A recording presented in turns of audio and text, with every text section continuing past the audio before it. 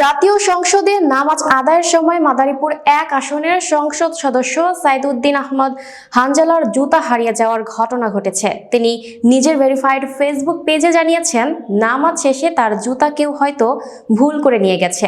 হানজালা আশা প্রকাশ করেছেন, জুতা ফিরিয়ে দেওয়া হলে তিনি খুশি হবেন। বিস্তারিত দেখুন প্রতিবেদনে।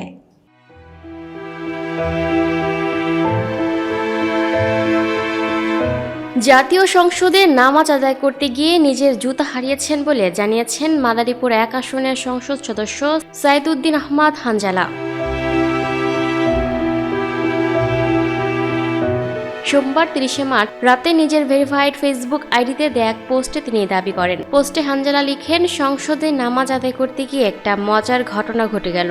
নামাজ শেষে দেখি আমার জুতাটা আর আমার নেই, বদলে অন্য একটা জুতা চলে এসেছে। হয়তো কেউ ভুল করে নিয়ে গেছেন, আবার আমারটাও হয়তো কারো পায়ে চলে গেছে। এই ঘটনাকে নিজের জীবনের ছোট ছোট অদ্ভুত কিন্তু সুন্দর মুহূর্তগুলোর একটা উল্লেখ করে হানজালা লিখেন, যিনি ভুল করে নিয়ে গেছেন আল্লাহ যেন তাকে ভালো রাখেন। আর যদি এই পোস্টটা আপনার চোখে পড়ে তাহলে আমার জুতাটা ফিরিয়ে দিলে খুশি হব।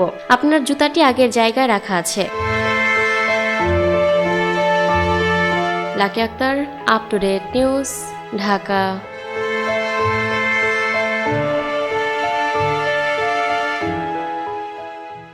প্রিয় দর্শক, এই ছিল আপ টু ডেট নিউজের সর্বশেষ আপডেট। পরবর্তী আপডেট সবার আগে পেতে আপ টু ডেট নিউজের ফেসবুক পেজ এবং ইউটিউব চ্যানেলের সাথেই থাকুন। ধন্যবাদ।